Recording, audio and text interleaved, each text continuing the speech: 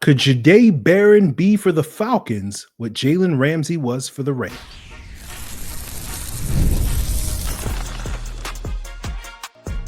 You are Locked On Falcons, your daily Atlanta Falcons podcast. Part of the Locked On Podcast Network, your team every day. Welcome back, everyone, to another illustrious episode of the Locked On Falcons podcast, your daily Atlanta Falcons podcast, part of Locked On Sports Atlanta, your team every day. And today's episode is brought to you by Monarch Money. Take control of your finances with Monarch Money by using code LOCKEDONNFL at monarchmoney.com for 50% off your first year. So if you do not know me, I'm your very humble host, Aaron Freeman, a.k.a. the iron that sharpens the iron, a.k.a. Mr. Drew. I was like, dude, which AKA do I want to use? But also know me as Mr. AKA, and I've been covering the Atlanta Falcons for a very long time, almost 2 decades, formerly at falcfans.com, RIP, still going strong on this illustrious podcast. And I thank each and every one of you that go strong with me as every day, or that means you make this podcast your first listen each and every day. All you got to do to become an everyday subscriber, follow for free on YouTube or wherever you listen to podcasts. So today we are going to discuss why I'm not putting too much stock in the Kelvin Banks rumors for the Falcons in round one. Talk about a draft plan that involves the Falcons adopting a much more aggressive scheme on defense. But since it is mock draft Monday, we got to talk about a recent mock that came out over the past week that had the Falcons selecting a player. And today we're going to be talking about Jahdae Barron. If you're curious, I think I looked at 24 mocks this past week. Mike Green was the most popular selection for the Falcons on those 24 mocks. I think he was in 6 or 7 of them. The other thing that was notable is Shemar Stewart continues to slide down draft boards, right? I remember when we started this process and keeping track of this in the first week of March, he got a big bump from the combine, where his average draft position in the following week's mocks that I looked at was about 12. And he was only still on the board for the Falcons in about 35% of those mocks. But this past week's mocks, his average draft position is 18 now, and he's still on the board at pick 15 in about 83% of those mocks that I looked at. And so that is notable to me. But let's talk about Jahdae Barron. So 2 mocks this past week that had the Falcons selecting him, and we haven't seen a lot of mocks having Jahdae Barron as an option throughout this process. Obviously, corners like Will Johnson, pass rushers are obviously where a lot of people seem to be mocking the Falcons. But CBS's Tom Fornelli and NBC Sports' Kyle Dvorak were 2 of the mocks I saw this week that did have Jahdae Barron in it. And, the reason why, for those of you that are not familiar with Jahdae Barron, he's a cornerback, although I would put an asterisk by that because I sort of see him more as a safety, but he's a cornerback from Texas, versatile player, has played both inside and outside. This past year was an outside corner for about 70% of his snaps. The previous 2 years, he's spent about over half of his snaps playing as a slot defender, playing dime linebacker when they would deploy those defenses as well. As an outside corner, I didn't love his skill set there. Right. One of the reasons why you rarely saw him use a back pedal. And, basically, as I see it, like, I don't want to use a first round pick on a player that I have to teach how to back pedal. He would often use that side shuffle technique when it came to getting depth as a cornerback. The other issue with him as an outside corner is he's got a smaller frame. He's a little shy of 6 feet, about 190 pounds, but has sub 30-inch arms. He has even shorter arms than Trent McDuffie, who at least since 2010, has the shortest arms of any cornerback taken in the first round. Jahdae Barron has even shorter arms than that.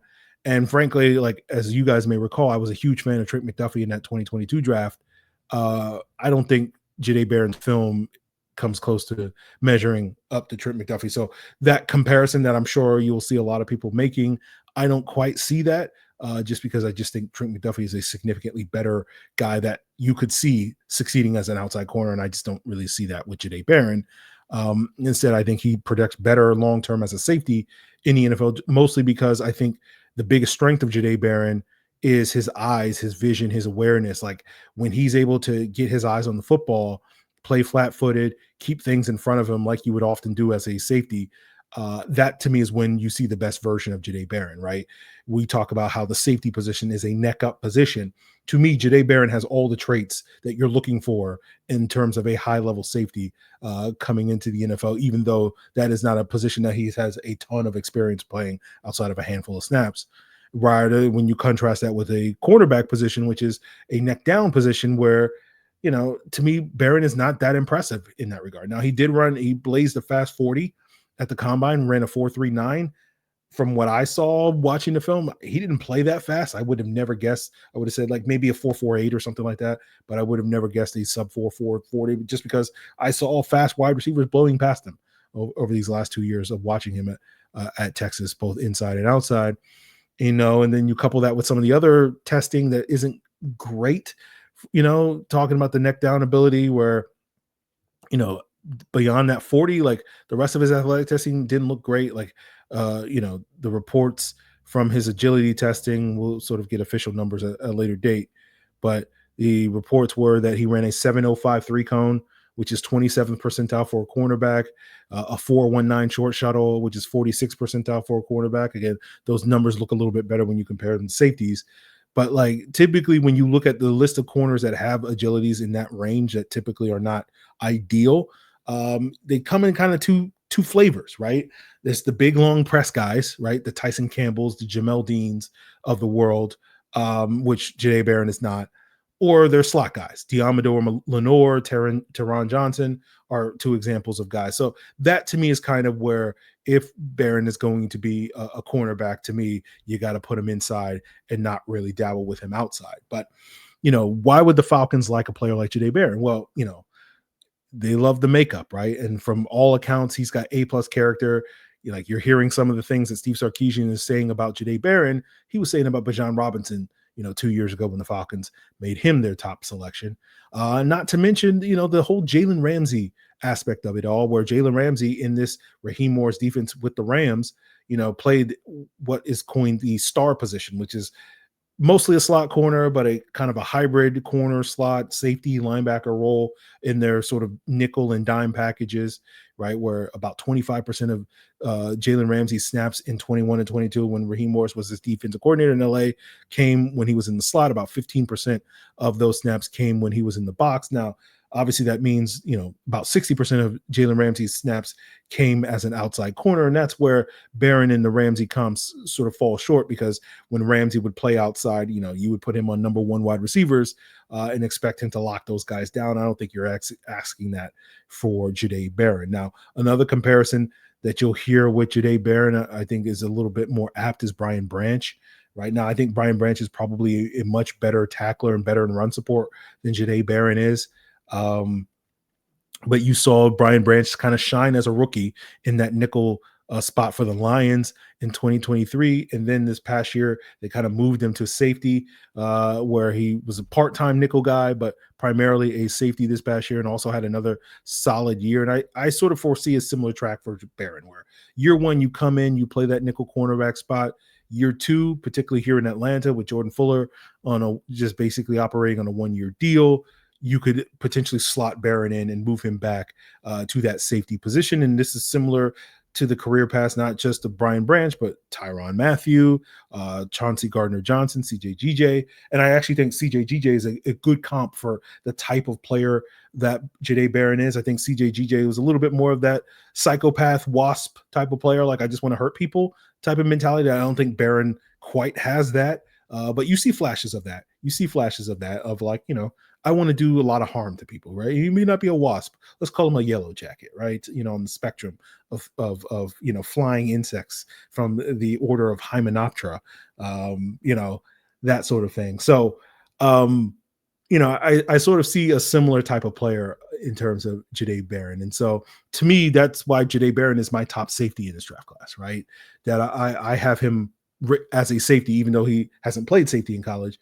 I would rate him from just the tools that I'm looking for. And when I'm evaluating safeties, I would rate him above Malachi Starks and significantly above Nick Emanwori. And when it comes to the safety skill set, just because, again, that neck up ability that Jahdae Barron, I think, has. And so, that being said, we get to the part of these mock draft Mondays where I sit here and I go through the player and I say, you know what, despite talking about this player for the last 8 to 9 minutes, I don't think the Falcons should draft him. And that's where we're at, right?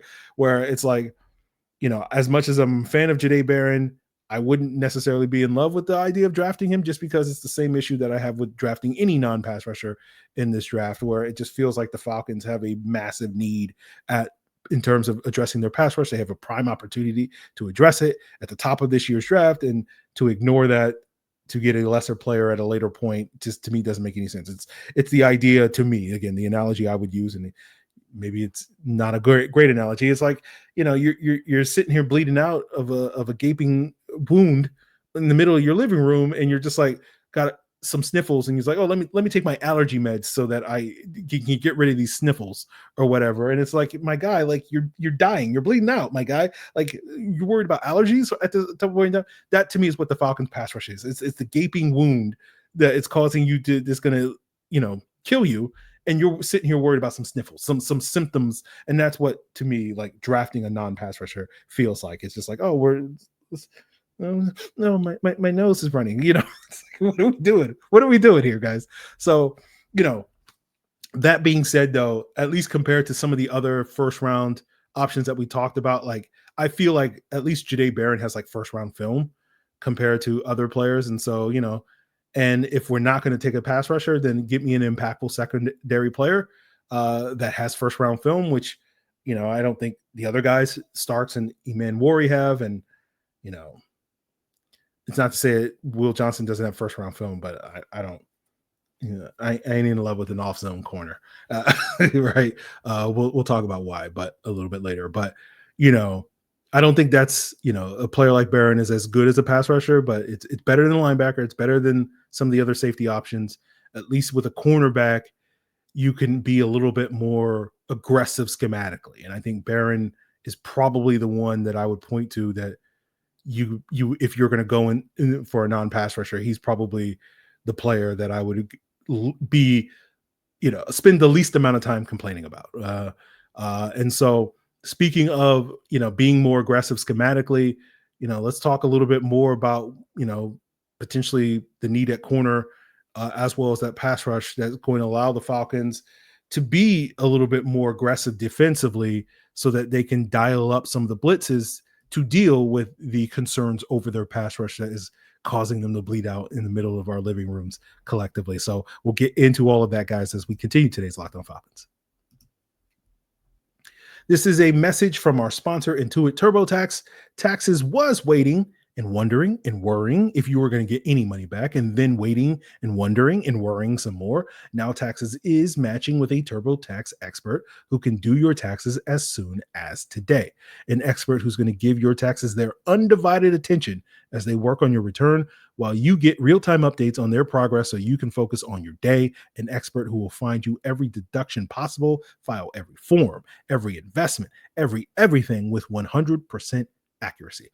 All so you can get the most money back guaranteed. No waiting, no wondering, no worries. Now this is Taxes. Get an expert now at TurboTax.com. Only available with TurboTax Live full service. Real-time updates only in iOS mobile app. See guarantee details at TurboTax.com/guarantees.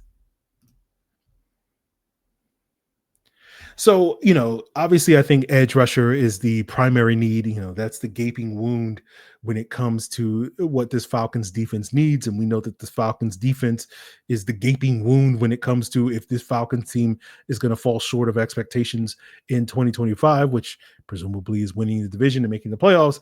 It's going to be because of that gaping wound as far as the pass rush, but or as far as the defense, and the pass rush is going to hold them back. And in addition to that, though, cornerback, I think, is a need, right?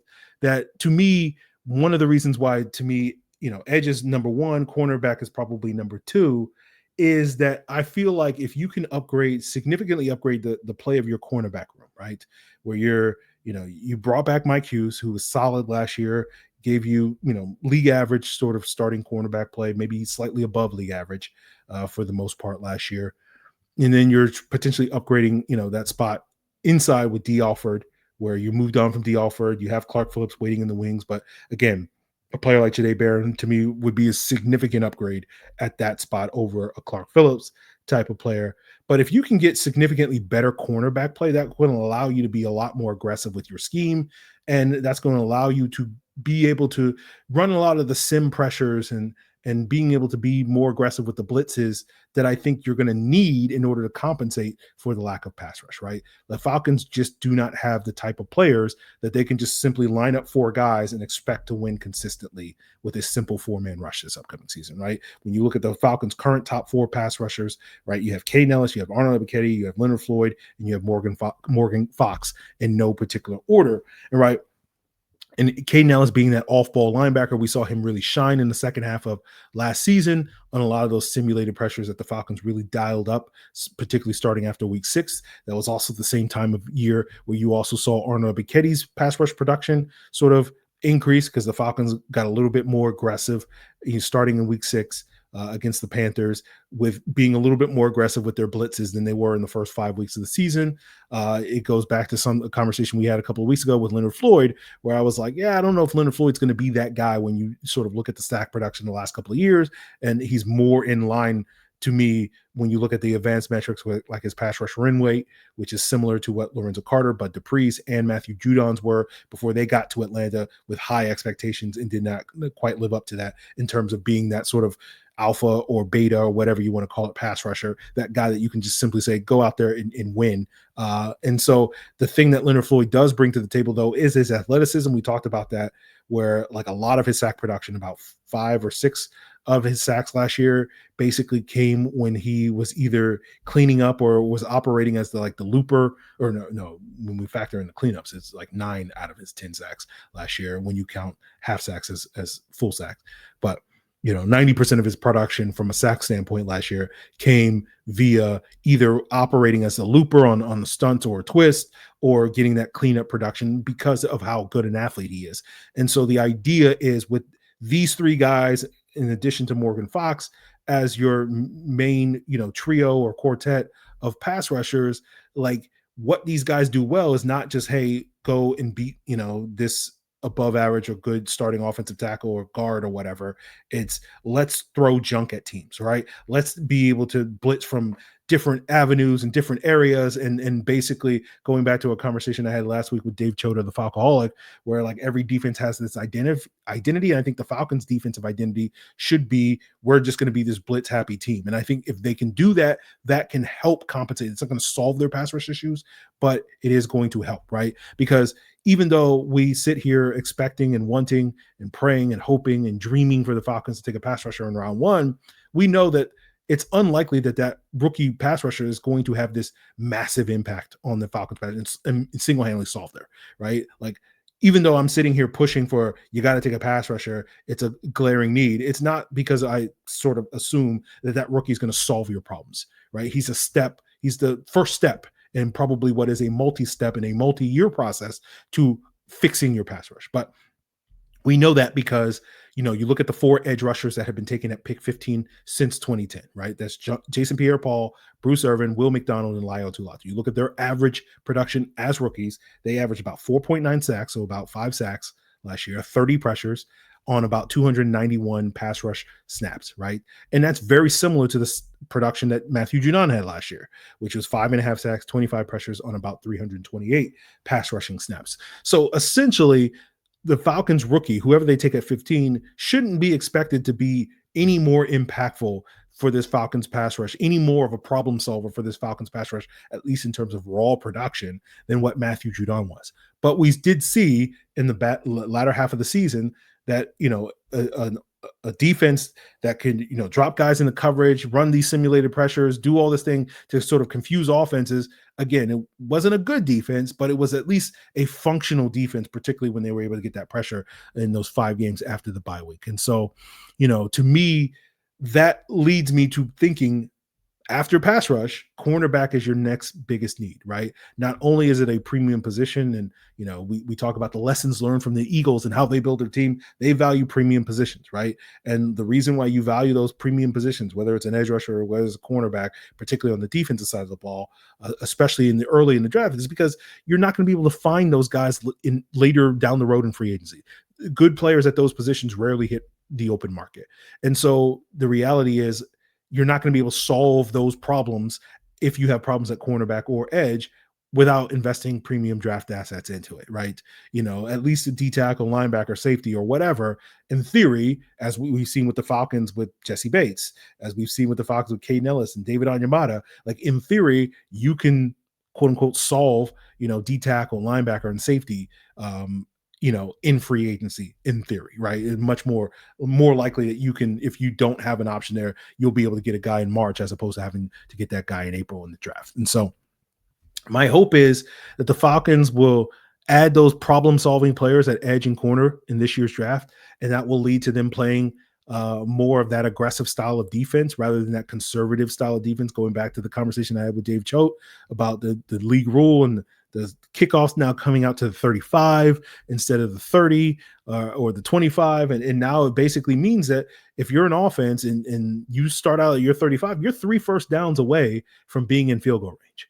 And so basically that bend but don't break style of defense that was the identity of the Falcons defense this past year under Raheem Morris and has been the identity of this team over the past couple of years, to me is just not going to work in today's modern NFL because of how easy it is going to basically do all the bending and still giving up points and whatnot for these teams being able to just basically move the ball 30 or so yards and boom, you're already 3 points, you move the ball, 40, 50 yards and you're in a position to get 7 points. And so bend but don't break to me is not going to work. And so hopefully the Falcons will be a lot more aggressive on defense, moving forward. And again, prioritizing edge and corner, I think are going to be 2 parts to add to that and allow them to play that style by getting more help in that pass rush room, getting more help at the cornerback position. And if they don't take that cornerback in round 1, prioritize that in round 2, in my humble opinion. So we will see if the Falcons wind up doing that.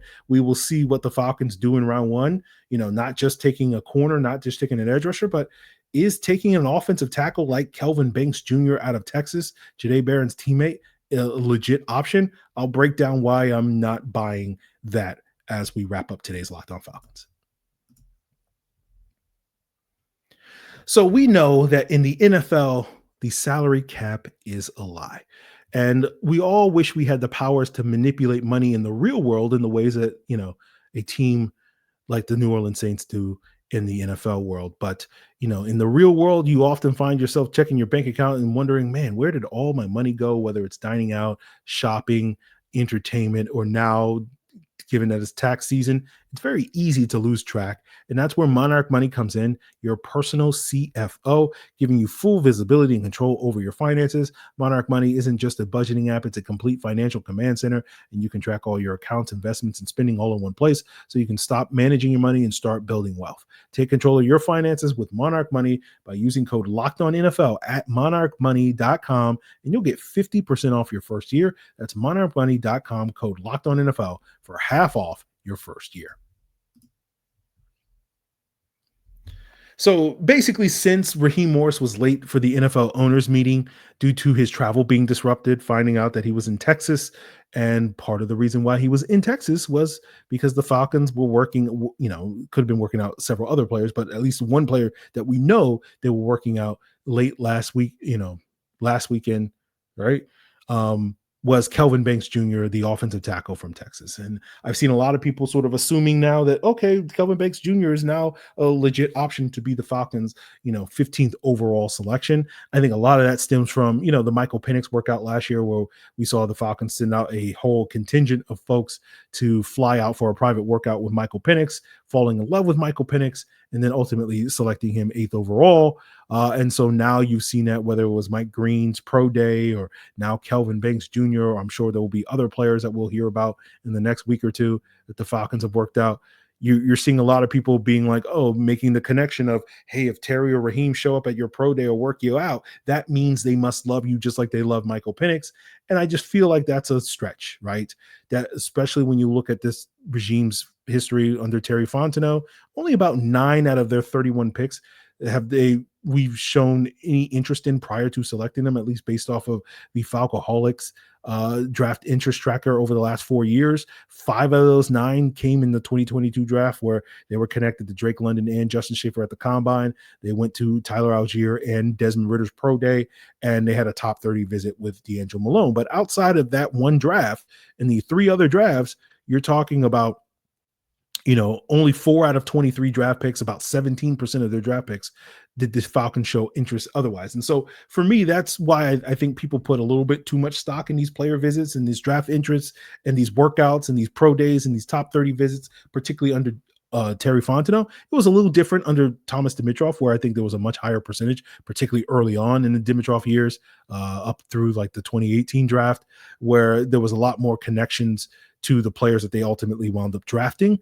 And it doesn't mean that like, oh, well, because, they didn't show interest in like, 22 out of the 31 players, oh, they drafted those guys without showing any interest in it. We don't actually know that. That's the other issue I have with this, is because you're only getting a fraction of the info, right? Like we only know less than maybe a dozen of the team's top 30 visits. We only know a handful of their formal combine interviews, let alone their informal combine ones. And so it's, some sort of selection bias, some sort of fallacy where you're putting way too much stock, in my opinion, into a limited amount of information. It's like having a 1,000-piece puzzle and you get like 200 pieces and you're thinking, hey man, I know exactly how this puzzle is built. And it's like, no, there's like 80% of the puzzle that you're missing. So don't put too much stock in the 20% that you are at least aware of. And so I feel like that applies to this Kelvin Banks situation. Every time we hear about a player interest, people jump to conclusions that means the Falcons going to draft him. I don't think it makes a ton of sense for the Falcons to take an offensive tackle like Kelvin Banks early in this draft. I do think offensive tackle is definitely a need. I think after their 4 primary needs in edge, D tackle, corner, and safety, where they need a lot of help at those positions, and in 3 of those spots, edge, D tackle, and corner, they need plug and play starters right away in their draft. I would say offensive tackle is probably your 5th biggest need on this football team.